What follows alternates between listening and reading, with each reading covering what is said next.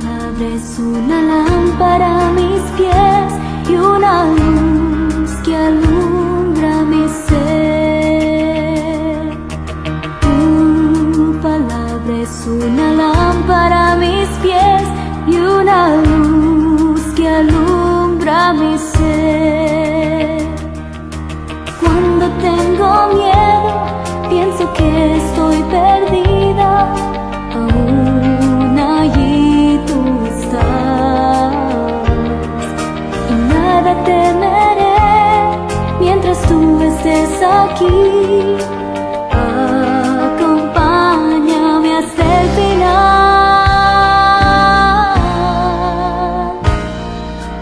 Tu palabra es una lámpara a mis pies y una luz que alumbra mi ser.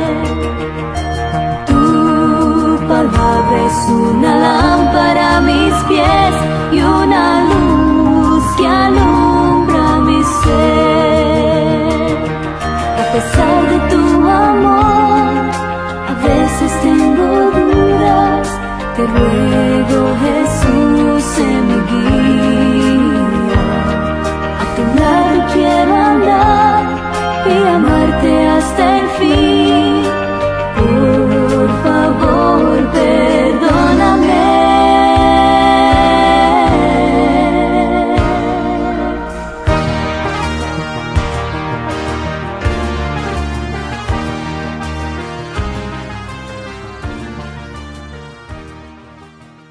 Que el Señor les bendiga.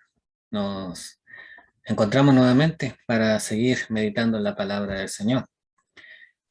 Seguir revisando la vida del Señor Jesús, y en este momento vamos a ver un pasaje que se encuentra en Juan capítulo 7, versículos 1 al 9, que nos habla de la incredulidad de los hermanos de Jesús. Y hoy vamos a estar meditando en este episodio. Así que quiero invitarles a que podamos inclinar nuestros rostros un momento, elevar una oración al Señor y así poder dar comienzo con este tiempo de meditación en la palabra del Señor. Amado Padre, nos encontramos delante de su presencia en esta hora para darle gracias, Señor, por su infinito amor, su infinita bondad, su misericordia. Padre, diríjanos, Señor, conforme a su grandeza, a su poder.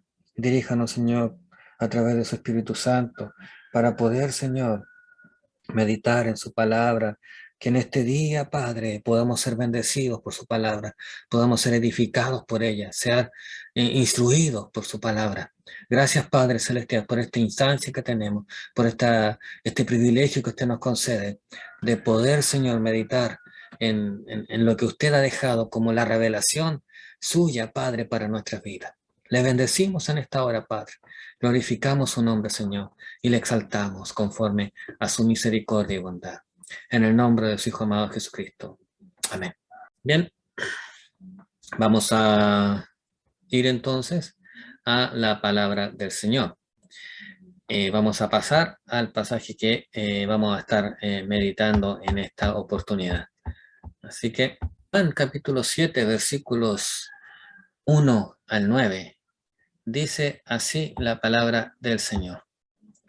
Después de estas cosas andaba Jesús en Galilea, pues no quería andar en Judea, porque los judíos procuraban matarle. Estaba cerca la fiesta de los judíos, la de los tabernáculos, y le dijeron sus hermanos: sal de aquí y vete a Judea, para que también tus discípulos vean las obras que haces, porque ninguno que procura darse a conocer hace algo en secreto. Si estas cosas haces, manifiéstate al mundo. Porque ni aun sus hermanos creían en él. Entonces Jesús les dijo: mi tiempo aún no ha llegado, mas vuestro tiempo siempre está presto. No puede el mundo aborreceros a vosotros, mas a mí me aborrece, porque yo testifico de él que sus obras son malas.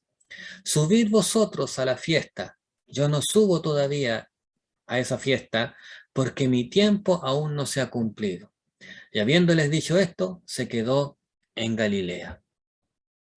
Como introducción, recordemos que el Señor Jesús, a lo largo de su ministerio, en muchas oportunidades, su predicación provocó diferentes reacciones en aquellos que le escuchaban.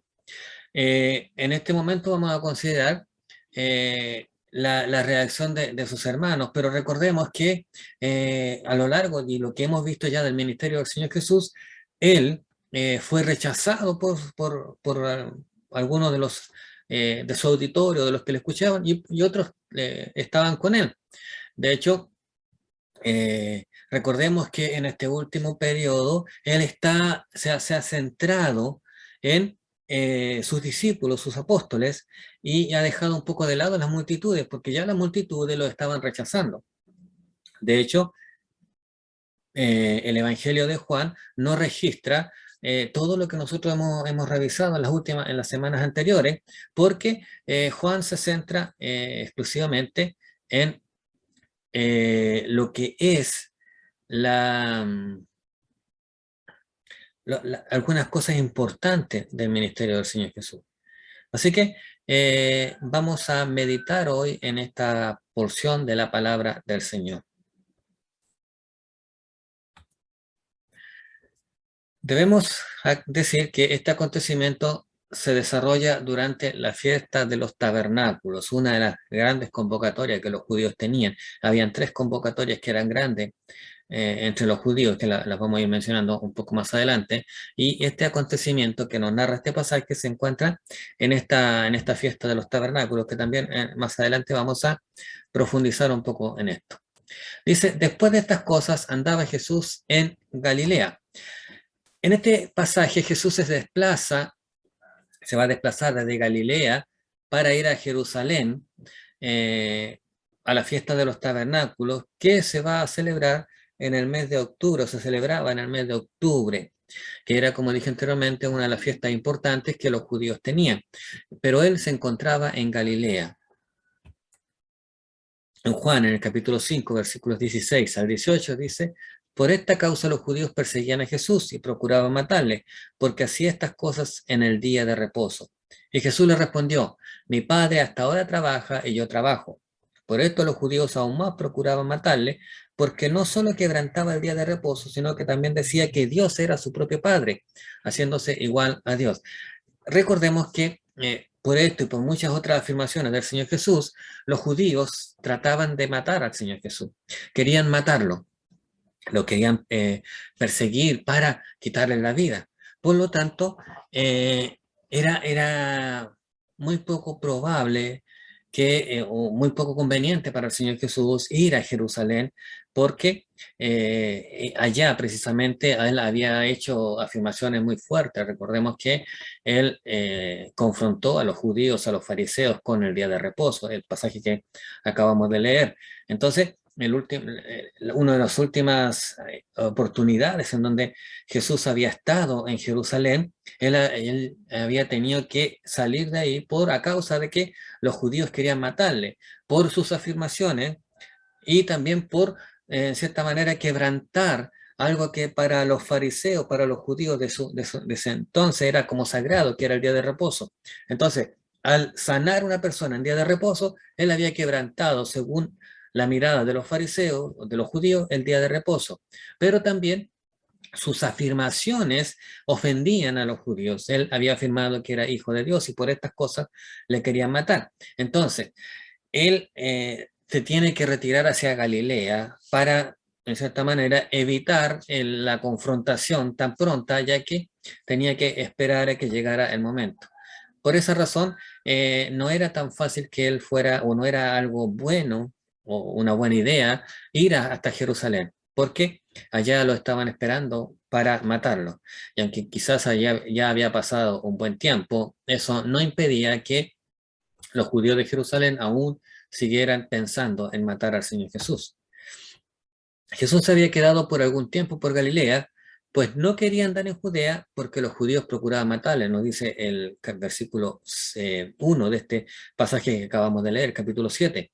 Los judíos querían matarle, por eso él quiere quedarse en Galilea y no quería él confrontarse o enfrentarse directamente con los judíos en Judea, ya que él sabía que de ir a Jerusalén, de viajar hasta allá, se estaría enfrentando al rechazo que ya se había manifestado y que también estaría corriendo en peligro su vida, aunque eso no era el gran problema, sino que aún no llegaba el tiempo de que él tuviese que ser sacrificado. Por lo tanto, él aún tenía que esperar. La fiesta de los tabernáculos. Y aquí quiero detenerme un momento para que podamos meditar un poco en esta fiesta. Cuando llegó la fiesta de los tabernáculos, Jesús decidió volver a subir nuevamente a Jerusalén a pesar de la hostilidad de los judíos. En Deuteronomio capítulo 16, versículo 16 nos dice lo siguiente: 3 veces cada año aparecerá todo varón tuyo delante de Jehová tu Dios en el lugar en que él escogiere. En la fiesta solemne de los panes y levaduras, una; en la fiesta solemne de la semana y en la fiesta solemne de los tabernáculos. Y ninguno se presentará delante de Jehová con la mano vacía. Estas eran las 3 fiestas más importantes, las convocatorias más grandes que los judíos tenían.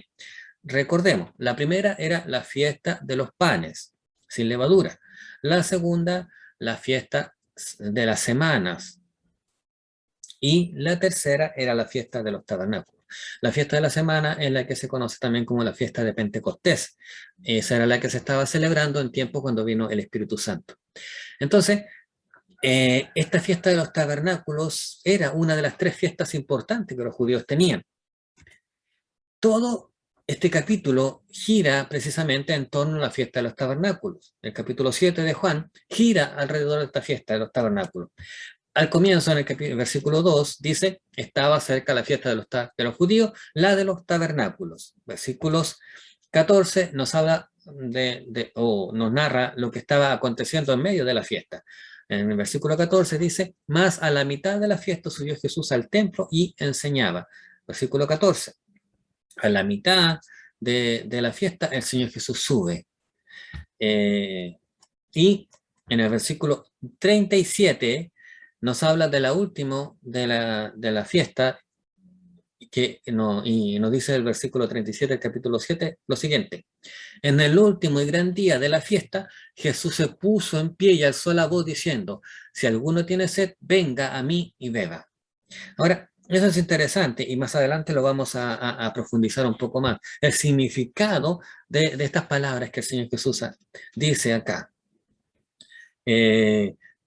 Aquí yo me estoy centrando un poco en la fiesta de los tabernáculos, por lo tanto me voy a salir un poco del pasaje que acabamos de leer al comienzo, pero después regreso, así que no se asuste si de pronto empiezo a hablar de cosas que no aparecen en el pasaje. Solo quiero que entendamos el propósito de esta fiesta de los tabernáculos y la aplicación o la injerencia que tiene el Señor Jesús o la representación de esta fiesta en el Señor Jesús. ¿Cuándo se originó esta fiesta? ¿Cómo se celebraba? ¿Y cuál era el significado? Bien, en Números capítulo 29, versículos 7 al 12 nos dice: en el día de este mes séptimo tendréis santa convocación y afligiréis vuestra alma. Ninguna obra haréis y ofreceréis en holocausto a Jehová en olor grato un becerro de la vacada, un carnero y 7 corderos de un año, y serán sin defecto. Y su ofrenda: flor de harina amasada con aceite, 3/10 de efa con cada becerro, 2/10 con cada carnero, y con cada uno de los 7 corderos 1/10 y un macho cabrío por expiación. Además de la ofrenda de la expiación por el pecado y del holocausto continuo y de su ofrenda y de sus libaciones. También a los 15 días del mes séptimo tendréis santa convocación, ninguna obra de siervo haréis y celebraréis fiesta solemne a Jehová por 7 días. Bueno, en Números capítulo 29, versículos 7 al 12, nos narra cuándo fue instaurada esta fiesta, estas fiestas solemnes, y que fueron puestas como fiestas solemnes, o sea, obligatorias, fiestas de la gran convocatoria, o sea, que todos los judíos tenían que obedecerla y celebrarla, que eran fiestas importantes para el pueblo de Dios. En Levítico 23:42 dice: en tabernáculos habitaréis 7 días, todo natural de Israel habitará en tabernáculos, para que sepan vuestros descendientes que en tabernáculo hice yo habitar a los hijos de Israel cuando los saqué de la tierra de Egipto. Yo Jehová, vuestro Dios. Entonces, cuando se instauró, cuando el pueblo de Israel estaba en el desierto y cuando el Señor le entregó sus mandamientos. ¿Cuál es el significado? ¿Cómo ellos tenían que celebrar esta fiesta? Ellos tenían que ir hasta Jerusalén y cada uno de ellos, cada familia debía construir una tienda para recordar que en el desierto ellos vivieron en tienda. Entonces, toda esta práctica se fue heredando de generación en generación, y todos los años en esa fecha los judíos celebraban esta fiesta que tenía como propósito recordarle a las generaciones que sus padres en el desierto vivieron en tabernáculos y que Él, el Señor, estuvo con ellos en ese tiempo y los guardó y los cuidó. Entonces, todas las generaciones, todos los habitantes, todos los judíos recordaban cómo sus padres vivieron en el desierto, viviendo ellos durante 7 días en estas tiendas hechas por ellos mismos y que lo hacían en el patio de las casas de Jerusalén, en los caminos, en los sitios, en todo alrededor de Jerusalén, y donde hubieron espacio, ellos construían este tabernáculo, esta tienda, y ellos habitaban ahí durante 7 días, pero cada día tenía una labor específica. En este tiempo ellos no tenían que trabajar, era una fiesta en donde ellos hacían un reposo, pero cada día ellos debían hacer una celebración, una práctica puntual que el Señor había establecido. Deuteronomio 16:13 nos dice: la fiesta solemne de los tabernáculos harás por 7 días cuando hayas hecho la cosecha de tu era y de tu lagar. Esta fiesta también tenía el propósito de gratitud al Señor por la provisión que el Señor le había dado. Ellos terminaban su cosecha y cuando ya había terminado su cosecha, celebraban esta fiesta de los tabernáculos. Primero, recordando cómo el Señor los había guardado en el desierto y cómo ellos habían hecho su recorrido en el desierto viviendo en tienda, pero también tenía el significado y el propósito de agradecer al Señor por la provisión, así como le proveyó al pueblo de Israel en el desierto, el maná, el agua, el alimento, que nunca le faltó. También agradecían por las cosechas que ellos habían hecho y la provisión que el Señor le había entregado a través de estas cosechas. Era la tercera de las fiestas vinculadas al ciclo agrícola del judaísmo. Era la tercera y la última de las fiestas que ellos celebraban precisamente en lo que se refería a este ciclo agrícola, o sea, lo que es la siembra, la cosecha de su siembra, de sus productos. Y dentro de este proceso era la tercera fiesta que ellos celebraban, como ya lo mencionamos hace un momento atrás. La primera de esta fiesta era la Pascua, que celebraba el comienzo de la siega en la primavera.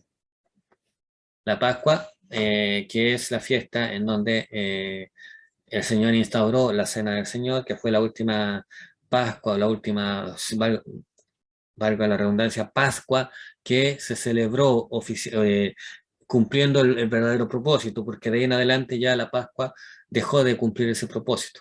¿Por qué? Porque cuando el Señor Jesús murió en la cruz, Él, en cierta manera, cumplió el significado de la festividad de la Pascua y dio cumplimiento a lo que se anunciaba en la Pascua. Por lo tanto, de ahí en adelante los judíos siguen practicando la Pascua, pero ya no tiene el propósito o el significado que tenía hasta ese momento. La segunda fiesta era Pentecostés. Al cabo de 7 semanas desde la Pascua, y en esta fiesta se celebraba el final de la siega. 7 semanas después de la Pascua, se celebraba la fiesta de Pentecostés. Y recordemos que fue en esta fiesta donde vino el Espíritu Santo sobre los que estaban en el aposento alto. Esta fiesta se hacía al final de la siega y era una fiesta en donde daba término a este proceso de cosecha, de siega. Y la última era la fiesta de los tabernáculos, que celebraba la cosecha otoñal de frutas y de vendimia. Esta es la última fiesta, y era la fiesta de los tabernáculos, como ya dijimos anteriormente, que era recordando lo que lo que había pasado con el pueblo de Israel en el desierto, cómo ellos habían vivido y cumpliendo también, y viendo cómo la provisión de Dios que estuvo con ellos estaba también con los judíos de ese entonces. Deuteronomio 16:15 nos dice: 7 días celebrarás fiesta solemne a Jehová tu Dios en el lugar que Jehová escogiere, porque te habrá bendecido Jehová tu Dios en todos tus frutos y en toda la obra de tus manos, y estarás verdaderamente alegre. Era una fiesta de celebración. ¿Por qué? Porque el Señor había bendecido a su pueblo, había bendecido la siega, la cosecha. Ellos estaban en sus graneros, tenían el fruto del trabajo, que era la bendición de parte de Dios sobre sus vidas. En Números capítulo 29, versículos 2 al 38, se nos hace una descripción más detallada de lo que era esta fiesta de los tabernáculos.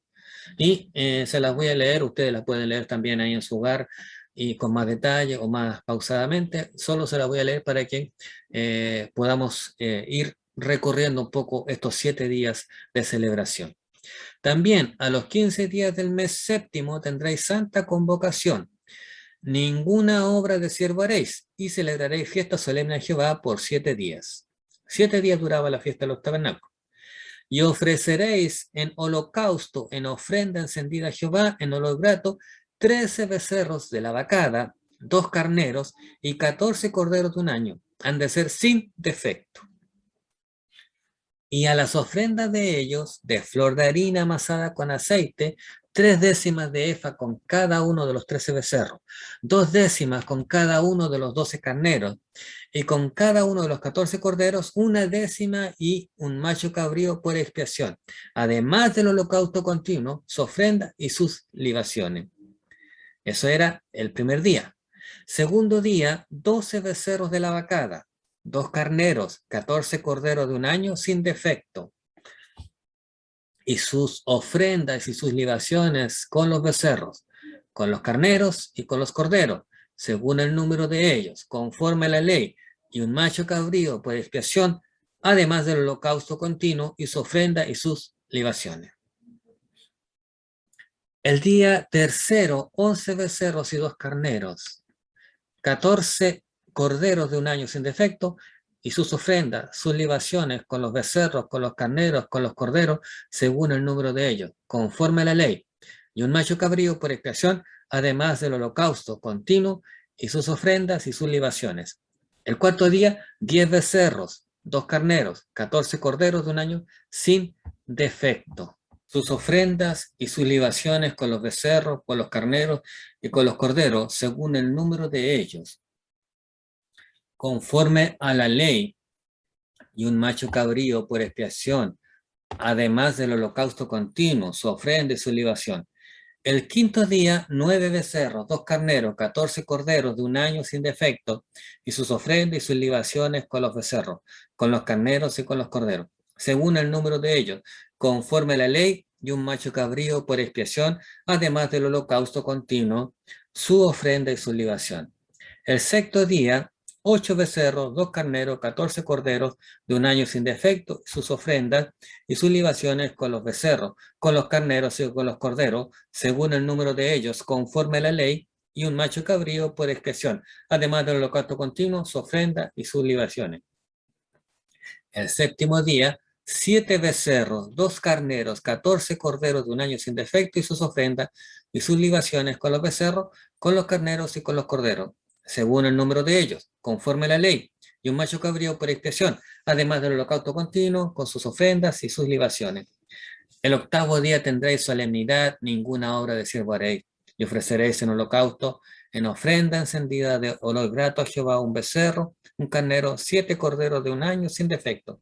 Sus ofrendas, sus libaciones con el becerro, con el carnero y con los corderos, según el número de ellos, conforme a la ley, y un macho cabrío por expresión, además del holocausto continuo, con sus ofrendas y sus libaciones. Ese era más o menos el detalle o lo que ellos tenían que realizar durante estos 7 días. El último día era para cerrar ese ciclo, y ese día era la finalización, y terminaban finalizando con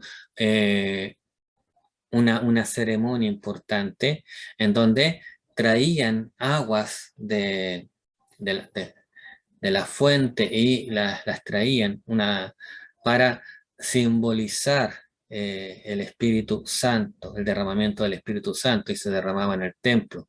También se producía una iluminación total en el templo, simbolizando la nube de fuego que alumbraba en el desierto, para recordar eso.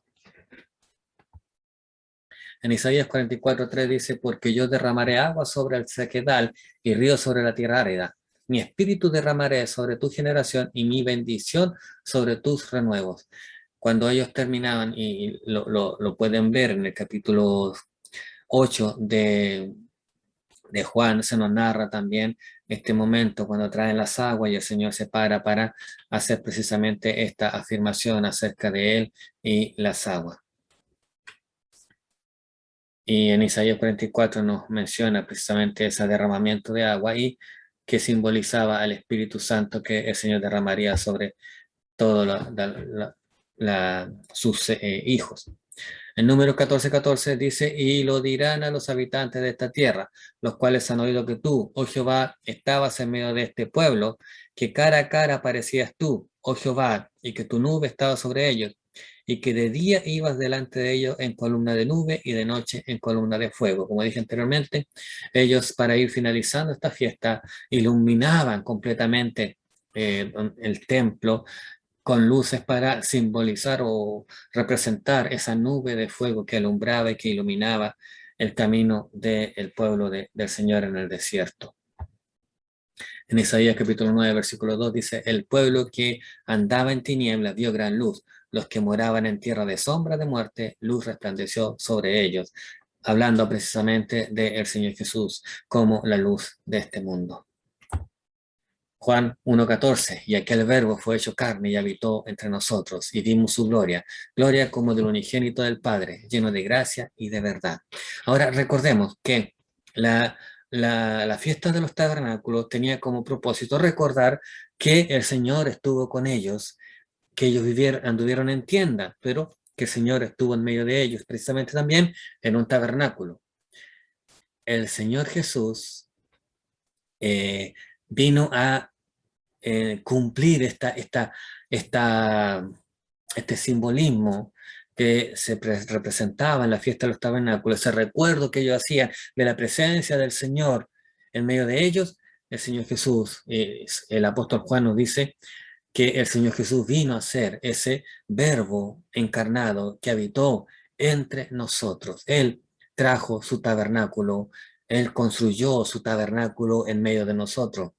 El texto original se traduce de la siguiente manera: y Él construyó su tabernáculo entre nosotros, y vimos su gloria, gloria como del unigénito del Padre, lleno de gracia y de verdad. Entonces, el Señor Jesús vino a cumplir precisamente el propósito o el simbolismo de esta fiesta, al venir a habitar entre nosotros. La fiesta recordaba ese habitar de Dios en medio del pueblo, pero el Señor lo viene a hacer de una manera más real, más cercana, porque el ser humano o los habitantes de Israel podían verlo cara a cara. En Juan capítulo 7, versículos 37 al 39 dice: en el último y gran día de la fiesta, Jesús se puso en pie y alzó la voz diciendo: si alguno tiene sed, venga a mí y beba. El que cree en mí, como dice la Escritura, de su interior correrán ríos de agua viva. Esto dijo del Espíritu que habían de recibir los que creyesen en él, pues aún no había venido el Espíritu Santo, porque Jesús no había sido aún glorificado.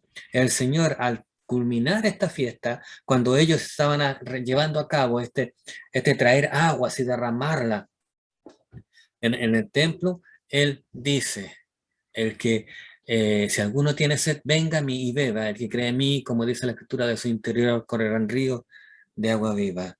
Entendiendo que esa ceremonia que ellos hacían simbolizaba el derramamiento del Espíritu Santo, el Señor Jesús dice que el cumplimiento de esa ceremonia está en Él también. ¿Por qué?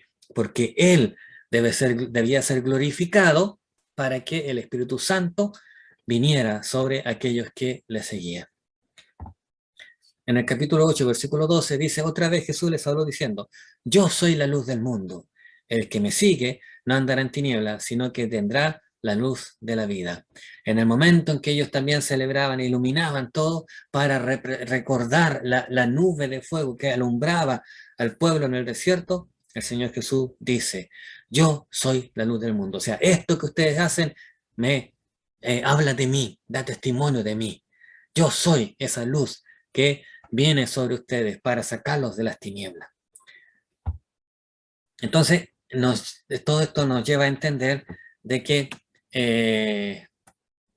esta celebración se centraba en el Señor Jesús. Lo que esta celebración anunciaba, recordaba, rememoraba, tenía su cumplimiento en el Señor Jesús. Por lo tanto, aquellos que rechazaban al Señor Jesús, en cierta manera estaban cumpliendo, o estaban testificando o anunciando al Mesías que vendría, pero no se habían dado cuenta que el Mesías estaba en medio de ellos, que el cumplimiento de esta festividad estaba en medio de ellos y ellos lo estaban rechazando así a Dios. Y qué contradicción, ¿cierto? Adoraban a Dios obedeciendo lo que Él había mandado, pero no estaban escuchando la voz de Dios. Qué interesante. Servir a Dios, querer adorar a Dios, pero no estar dispuesto a escuchar su voz. Adorarlo como yo quiero, como yo creo, como yo pienso que debe ser adorado, pero sin escuchar la voz de Dios que me está hablando. Le dijeron, volvemos al pasaje que habíamos leído delante, Juan capítulo 7, versículos 1 al 9, y dice que los hermanos de Jesús le dicen, sal de aquí y vete a Judea. Ellos estaban mencionándole, estaban diciéndole que se fuera a Judea. ¿Por qué? Porque ellos no entendían. Primero, ellos no creían en el Señor Jesús. Segundo, no entendían el propósito que el Señor Jesús tenía para venir a este mundo. Ellos pensaban que Jesús solo había venido a hacer milagros. Ellos veían los milagros, los prodigios que Jesús hacía y pensaron que ese era el propósito de él, hacer milagros. Entonces le dicen, ándate a Judea para que allá puedas hacer milagros y todos te puedan conocer. En Marcos capítulo 3, versículo 20 al 21 nos dice, y se agolpó de nuevo la gente, de modo que ellos ni aún podían comer pan. Cuando lo oyeron los suyos, vinieron para prenderle, porque decían, está fuera de sí. Ahora, la gente venía al Señor Jesús, pero por los panes y los peces, por los prodigios, por lo que podían recibir de él. Pero no escuchaban, no creían en él. Y sus hermanos tampoco creían en él. Tampoco lo reconocían como el Mesías, como el Señor. Entonces ellos hablaban, pensaban y hablaban como cualquiera de los habitantes de Israel, porque no entendían quién era el Señor Jesús verdaderamente. En Mateo capítulo 4, versículos 5 y 6 dice lo siguiente, entonces el diablo le llevó a la santa ciudad y le puso sobre el pináculo del templo. Le dijo, si eres hijo de Dios, échate abajo, porque escrito está, a sus ángeles mandará cerca de ti, y en sus manos te sostendrán, para que no tropieces con tu pie en piedra. De la misma manera que Satanás lo había tentado al Señor Jesús, había tratado de tentarle al Señor Jesús en el desierto, ahora sus hermanos estaban tentando al Señor Jesús. Si quieres verdaderamente impactar a la multitud, tienes que irte a Jerusalén. Tienes que subir hasta Jerusalén. Si tú quieres verdaderamente ser famoso, ser reconocido, debes irte a Jerusalén. Pero el propósito del Señor Jesús no era ser reconocido, no era ser famoso. El propósito tenía otro sentido. Era obedecer y cumplir el propósito, la voluntad del Padre. En Juan capítulo 7, los versículos 3 y 4 nos dice, y le dijeron sus hermanos, sal de aquí y vete a Judea para que también tus discípulos vean las obras que haces. Porque ninguno que procura darse a conocer hace algo en secreto. Si estas cosas haces, manifiéstate al mundo. Básicamente lo que le estaban diciendo era lo que dije anteriormente. Si quieres ser famoso, debes ir a Jerusalén. Si quieres darte a conocer, debes ir a la multitud. Ellos no entendían para qué el Señor había venido a este mundo.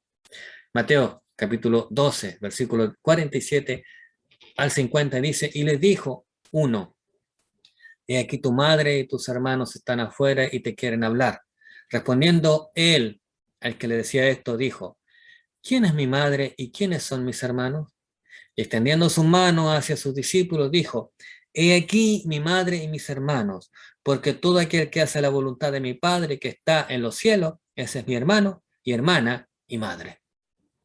Nos lleva a recordar precisamente este pasaje, la importancia no del nexo familiar que el ser humano tenía, que en este caso los hermanos de Jesús, la madre de Jesús, María, sino lo que verdaderamente importaba era que ellos reconocieran al Señor Jesús como el Mesías, como el Señor. Entonces, como ellos aún no lo reconocían, aún no creían en el Señor Jesús, entonces ellos no eran más importantes que aquellos que sí creían en el Señor Jesús. ¿Por qué? Porque el ser hermano, ser la madre de Jesús no les daba ningún privilegio, sino que, al igual que cualquier ser humano, ellos tenían que creer en el Señor Jesús para alcanzar salvación. Por lo tanto, cualquiera que quisiera poner a María o alguno de sus hermanos como símbolo de santidad o de algún privilegiado por el hecho de ser familiar directo del Señor Jesús, está en un error. Ellos no eran más importantes que aquellos que han creído en el Señor Jesús y le han reconocido como el Señor de sus vidas. Y si ellos alcanzaron salvación fue porque precisamente creyeron en el Señor Jesús y le reconocieron como el Señor de sus vidas. En 1 Corintios capítulo 15, versículo 7 se nos menciona a Jacobo, hermano del Señor Jesús. Hechos 1:14, Gálatas capítulo 2, versículo 9, Santiago 2:1 nos dan testimonio de cómo ellos fueron, reconocieron al Señor Jesús más adelante y se convirtieron y por eso alcanzaron salvación. No por ser familiares de Jesús, sino porque reconocieron a Jesús como el Señor y Salvador de sus vidas. Mi tiempo aún no ha llegado, le dice el Señor Jesús. En Efesios capítulo 2, versículo 10 dice, porque somos hechura suya, creados en Cristo Jesús para buenas obras, las cuales Dios preparó de antemano para que anduviésemos en ella. ¿Por qué Jesús no quería ir todavía a Jerusalén? No porque tuviera miedo a morir, no porque tuviera miedo a que lo mataran, sino porque el tiempo aún no había llegado. Porque el propósito de él no era hacerse famoso, no era hacer milagros, no era el reconocimiento de las multitudes. El propósito de él era cumplir la voluntad del Padre. Y el Padre tenía determinados los tiempos y los momentos en los que debían acontecer los diferentes acontecimientos que nos menciona la palabra del Señor. Entonces, el apóstol Pablo en Efesios 2:10 dice que nosotros somos hechura de Dios, creados en Cristo Jesús para que podamos hacer buenas obras, las cuales Dios preparó de antemano para que anduviésemos en ellas. Nosotros debemos cumplir la voluntad de Dios, así como el Señor Jesús la cumplió. Y ese es el propósito de nuestras vidas, y lo fue también para el Señor Jesús. No puede el mundo aborreceros a vosotros, mas a mí me aborrece, le dice el Señor Jesús. El Señor Jesús les deja en claro de que sus hermanos estaban en diferente condición que él. Los hermanos de él no tenían problema, ellos podían ir a Jerusalén y no le iban a hacer nada. ¿Por qué? Porque ellos no estaban contra la multitud. En cambio, al Señor Jesús sí lo iban a matar, o lo querían matar, porque él estaba cumpliendo la voluntad de Dios, y la voluntad de Dios estaba en contra de lo que los judíos decían y pensaban. En Juan capítulo 1 de Juan 5:19 dice, sabemos que somos de Dios y el mundo entero está bajo el maligno. Dejando en claro el apóstol Juan de que aquellos que sirven a Dios están contra el mundo. Por lo tanto, Jesús le dice a sus hermanos, no puede el mundo aborreceros a vosotros porque ustedes están como ellos, en la misma condición que ellos. Más a mí me aborrecen porque yo no estoy en la misma condición que ellos. No soy del mundo, como tampoco ninguno de aquellos que sirven al Señor son del mundo y pueden cohabitar con el mundo y compartir las mismos gustos o mismas cosas, porque somos diferentes al mundo. Juan capítulo 2, versículos 13 al 16 dice, estaba cerca la Pascua de los judíos y subió Jesús a Jerusalén y halló en el templo a los que vendían bueyes, ovejas y palomas y a los cambistas allí sentados. Y haciendo un azote de cuerda echó fuera del templo a todos, y las ovejas y los bueyes, y esparció las monedas de los cambistas y volcó las mesas, y dijo a los que vendían palomas, quitad de aquí esto, y no hagáis de la casa de mi padre casa de mercader. Aquel que quiere agradar a Dios, aquel que quiere vivir conforme a la voluntad del Señor, siempre va a estar en contra de lo que el mundo dice o enseña o muestra.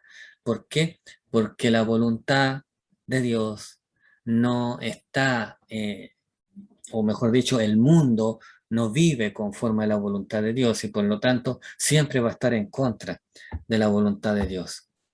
Primera de Juan 3:8 dice, el que practica el pecado es del diablo, porque el diablo peca desde el principio. Para esto apareció el Hijo de Dios, para deshacer las obras del diablo. Y por eso a Jesús sí lo perseguían y lo aborrecían, porque él había venido a deshacer las obras del diablo.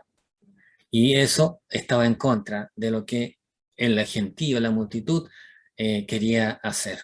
Por eso el Señor Jesús sí era perseguido, pero los hermanos de Jesús no, porque a ellos no les importaba contradecir la enseñanza de los judíos o contradecir lo que el mundo hacía. Por eso es que hoy en día el pueblo de Dios siempre va a estar en contra de lo que la sociedad diga, de lo que el mundo diga, porque el mundo no se rige por la voluntad de Dios, por la palabra de Dios, pero nosotros sí nos regimos. Y como el Señor Jesús vino a deshacer las obras del diablo, y como el diablo es el que tiene el control sobre el mundo en el pensamiento, entonces nosotros siempre vamos a estar en contra del mundo. En Juan capítulo 15, versículo 18 al 21. Si el mundo os aborrece, sabed que a mí me ha aborrecido antes que a vosotros. Si fueres del mundo, el mundo amaría lo suyo, pero porque no soy del mundo, antes yo os elegí del mundo, por eso el mundo os aborrece. Acordaos de la palabra que yo os he dicho. El siervo no es mayor que su señor. Si a mí me han perseguido, también a vosotros perseguirán. Si han guardado mi palabra, también guardarán la vuestra. Mas todo esto os harán por causa de mi nombre, porque no conocen al que me han enviado. El Señor Jesús dio testimonio de que de esto el mundo nos aborrecerá porque a él le aborrecieron. Juan en el capítulo 17, versículo 14, en su oración intercesora, el Señor Jesús dijo, yo les he dado tu palabra y el mundo los aborreció porque no son del mundo como tampoco yo soy del mundo. Subid vosotros a la fiesta, le dice Jesús a sus hermanos. Yo no subo todavía a esa fiesta. En Juan 12, del 12 al 19, nos dice, el siguiente día, grandes multitudes que habían venido a la fiesta al oír que Jesús venía a Jerusalén, tomaron ramas de palmera y salieron a recibirle y clamaban, Hosana, bendito el que viene en el nombre del Señor, el Rey de Israel. Y oyó Jesús un asnillo y montó sobre él, como está escrito, no temas, hija de Sión, y aquí tu rey viene, montado sobre un pollino de asna. Esta entrada nos habla de lo que esperaba el pueblo de Israel. Tanto los judíos como los hermanos de Jesús esperaban que el Mesías viniera a imponer su gobierno, a imponer su dominio sobre el imperio que lo estaba oprimiendo. Y en la entrada triunfal, en cierta manera, ellos están reconociendo a Jesús como el Mesías, pero al Mesías que iba a venir a libertarlos, que iba a venir a imponer su reino. Pero el Señor no estaba aquí para cumplir la voluntad de ellos, sino la voluntad del Padre. Estas cosas no las entendieron sus discípulos al principio, pero cuando Jesús fue glorificado, entonces se acordaron de que estas cosas estaban escritas acerca de él y de que se las había dicho, y daban testimonio a la gente que estaba con él cuando llamó a Lázaro del sepulcro y le resucitó de los muertos, por lo cual también había venido la gente a recibirle, porque había oído que él había hecho esta señal. Pero los fariseos dijeron entre sí: ya veis que no conseguís nada, mirad, el mundo se va tras él. Solo después que el Señor Jesús murió, los discípulos pudieron entender todo lo que el Señor había enseñado, todo lo que el Señor había dicho, y pudieron entender cuál era verdaderamente el propósito del Señor Jesús. Y llegamos a ciertas preguntas que dejo para que ustedes puedan meditar y reflexionar y recordar un poco lo que hemos estado viendo. 1. Explique de forma resumida todo lo que sabe sobre la fiesta de los tabernáculos. Justifique su respuesta con citas bíblicas adecuadas. 2. Razona sobre la manera en que la fiesta de los tabernáculos se relaciona con la persona y la obra del Señor Jesucristo. 3. Analice cuál era la actitud de los hermanos de Jesús. 4. ¿Por qué aborrecía al mundo a Jesús? ¿Por qué dijo que también aborrecería a sus seguidores? 5. ¿Por qué el Señor Jesucristo no quiso acudir a la fiesta con sus hermanos? Que el Señor nos ayude, esperando que esta porción de la palabra del Señor haya sido de bendición para nuestras vidas, para su vida. Si el Señor así lo permite, nos encontraremos en una futura oportunidad. Que el Señor pueda bendecir su vida y nos lleve a reflexionar también en nuestra condición como hijos de Dios y a ver que como hijos de Dios no somos bien recibidos por el mundo. Pero que lo más importante no es que el mundo nos ame, sino que estemos de acuerdo conforme a la voluntad de Dios. Que el Señor les bendiga y si Dios así lo permite, nos veremos en otra oportunidad para seguir meditando en la palabra del Señor. Muchas bendiciones. A tu lado quiero andar y amarte hasta el fin. Por favor, perdóname. Tu palabra es una lámpara a mis pies y una luz que alumbra mi ser. Tu palabra es una lámpara a mis pies y una luz que alumbra